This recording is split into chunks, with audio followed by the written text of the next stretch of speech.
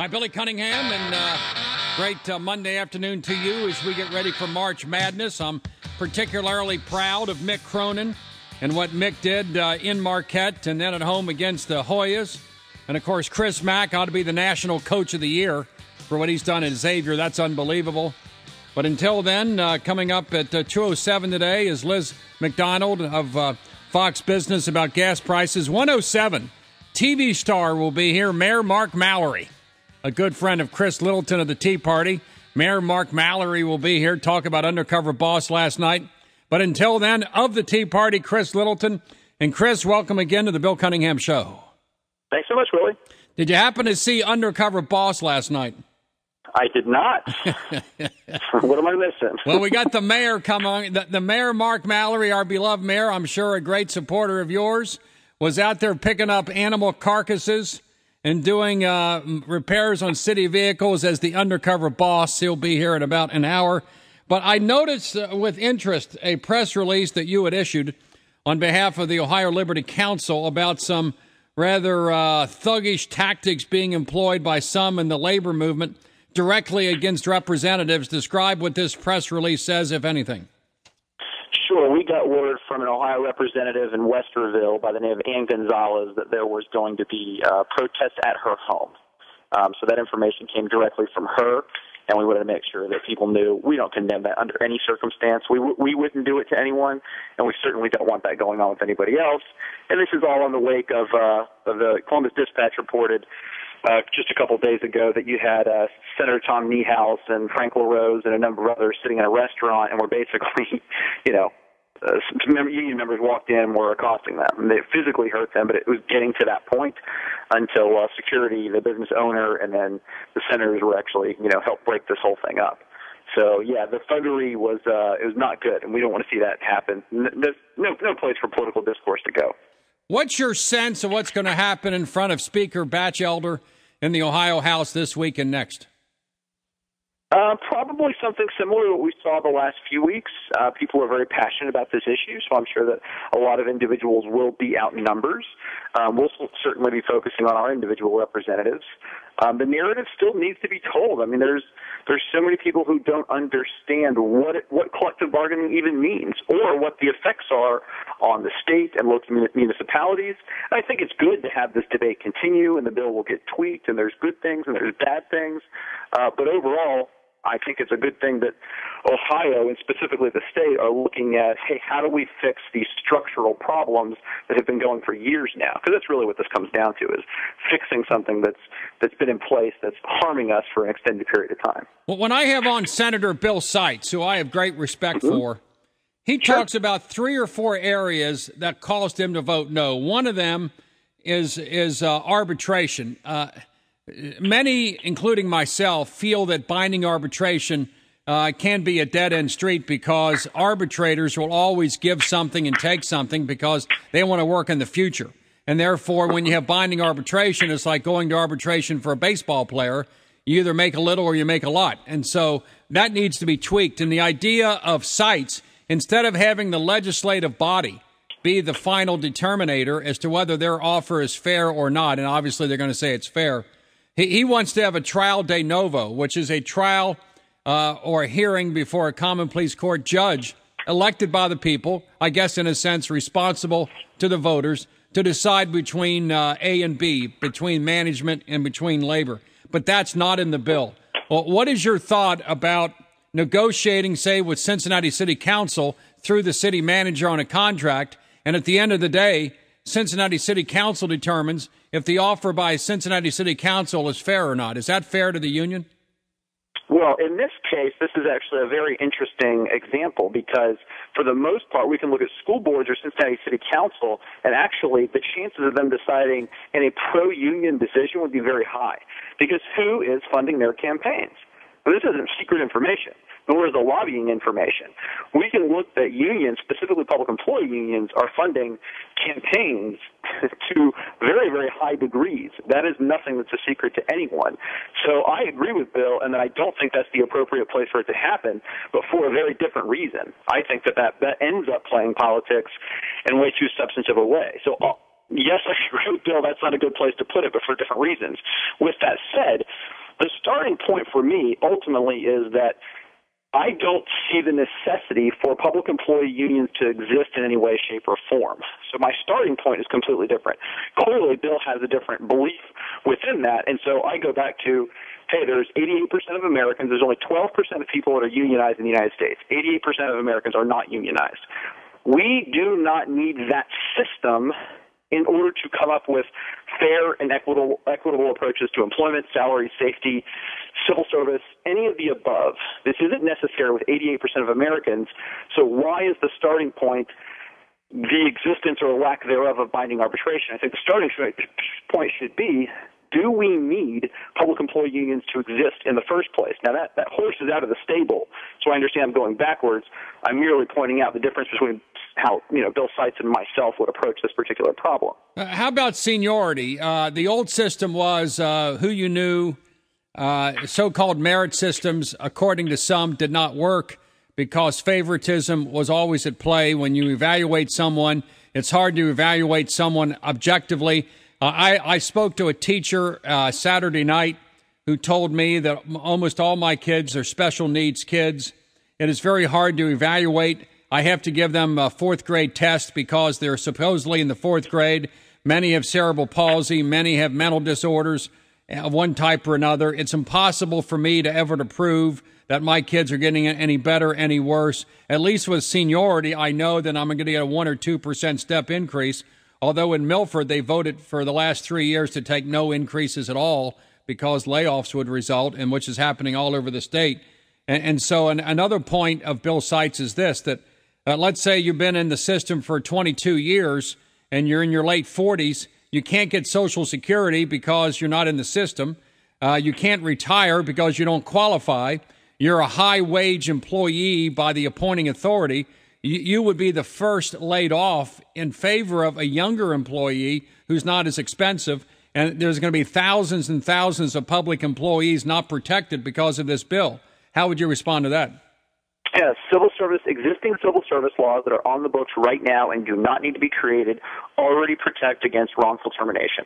Those of us, once again, who live in the private sector and work in the private sector understand that an employer does not have the ability to just at random select somebody based on a personal reason or especially age.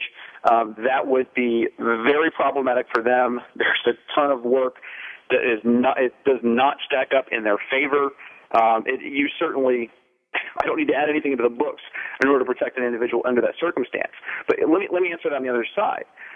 With all that in place, here's what we actually do have. So even if a school board, even if a local school board, we'll stay on the example of teachers, even if a local school board says that, hey, you know what, we can't make an increase, I just don't think we could raise pay this year, and a number of school boards have done things like that, we currently have institutionalized via our STEP program guaranteed raises in place for teachers.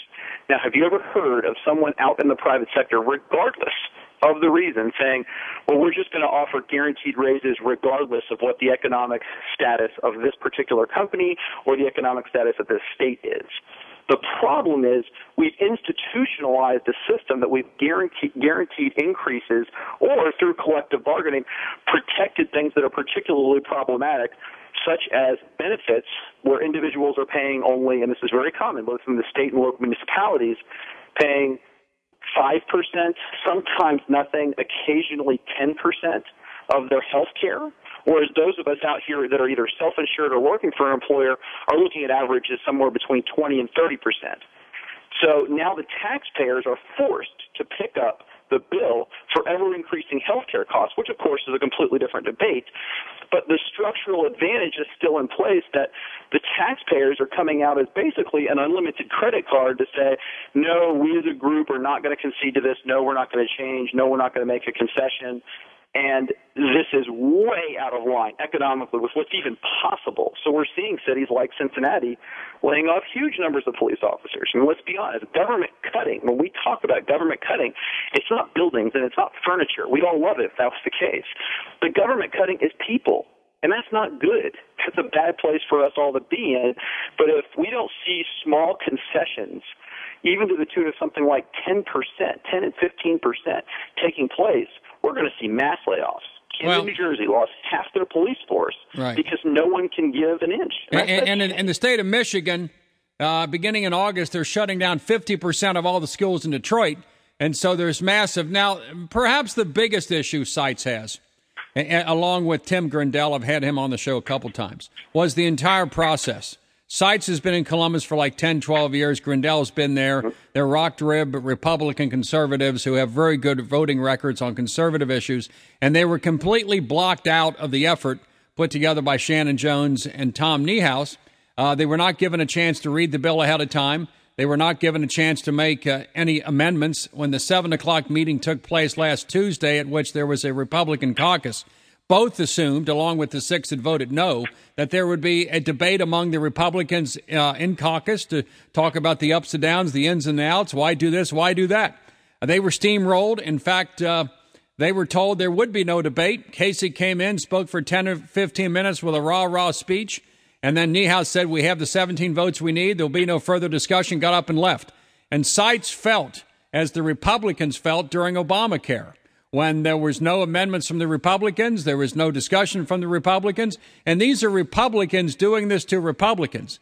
And so how do you comment on the process in which this was concocted by Shannon Jones for a year without any consultation with other Republicans, and no Democratic input was allowed, and they were simply steamrolled? Well, I'd answer that by saying I have no way to tell you anything about the sausage-making process that is lawmaking. I mean, I think it's ugly, and certainly the more I learn, the more ugly it becomes. I think that there's, personalities and favors and scratch my back, and this is all sort of so common in both Columbus and D.C. at this point that I couldn't hope to answer a question about it. I'm not in it, so I don't see it. I truly have no idea. Now, I will say for sure what I know happened from what was available to the public standpoint. From the time the bill was dropped, we all got a chance to look at it. In fact, we had a few weeks to look at it. I do also know, I can't speak for Seitz because that's very internal baseball stuff, but I do know that they publicly requested that both the Democrats and even individual union leaders had an opportunity to sit down and talk about this.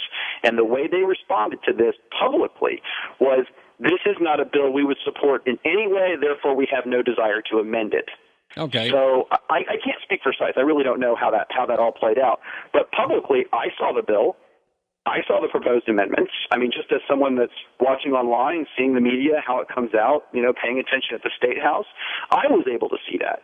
So, yeah, is there a problem in the sausage-making process? Of course there is. This whole thing, every bit of lawmaking has become an absolute just mess. It's craziness, but I couldn't speak to Seitz individual concerns. Now, Chris Littleton, lastly, of the Ohio Liberty Council, we just had in November one of the greatest Republican years perhaps since the 1960s. Republicans, with the wind beneath the wings of the Republicans, was the Tea Party movement, and Ohio Liberty Council swept all the offices, Ohio, Senate, etc. In spite of all that, Kasich received less than 50% of the vote. He begins his governorship, and I had him on a week ago to talk about this, not talking about jobs, and jobs, but talking about collective bargaining, seniority, arbitration, privatization, instead of jobs, and jobs. It is my sense, Chris, that if, and this is Bill Seitz's belief too, and Tim Grindell's belief, that if this process had began in January, with real discussions with the labor unions, who aren't going away because of statutes and rights and because the will of the people is not going away, whether you and I would want it to or not, it's not going to happen, that they could have gotten 60, 70% of this, 80%, without all the divisiveness. Because of the divisiveness, when this thing's on the ballot, it's going to go down hard.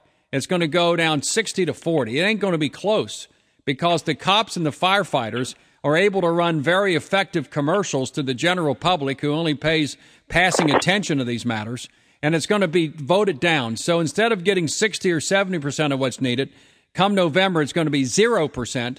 It's going to go from we got it all to we got nothing. No one's going to touch it for the next 10 years, much like workers' comp wasn't touched for 10 years after 1997.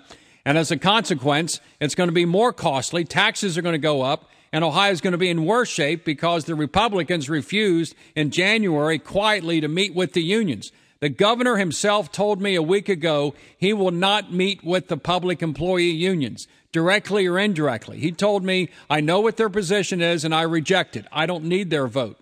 He told the African-American legislators in Columbus, you don't matter. He told that to the black African-Americans. He called cops idiots when he was stopped for speeding. And I told the governor he's starting off terribly on the wrong foot.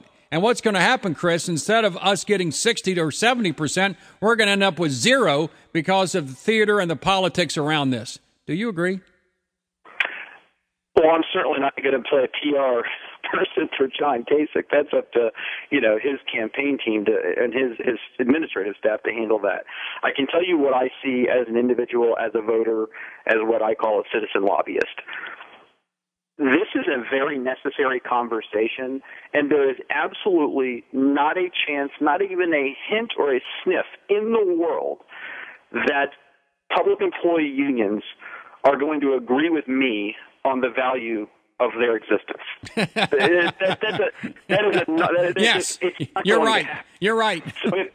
So when I look at this and I say, you know what, this is a nasty battle. It's nasty. It's nasty. Politically, it's going to be inevitable, and a lot of it has to do with the amount of money and influence being wielded in Columbus. We don't even have to talk about D.C. But when you've got 7 of the top 10 lobbying groups that expend money in the state of Ohio are unions, and 3 of those top 7 are public employee unions. Why would I think that would change? Why would I think that they would give up on that kind of influence, that kind of power? Never. So come November, I agree with you. Something's probably going to be brought before the voters. I'm going to rely on the Ohioans to look at the actual issues at hand here. And let's be honest.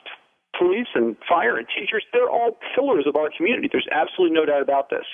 They're individuals who work their butts off every single day and educate our children, and these are all wonderful things. But it has nothing to do with them as individuals. I trust Ohioans are going to understand. We are facing a mathematical crisis in every single part of the state, county, and local municipalities. And collective bargaining is the construct that is allowing that crisis to continue because we have no means to make adjustments to economic realities. This is one of those very important things that we have to address as very savvy, very educated individuals, members of the public, and make this decision on our own.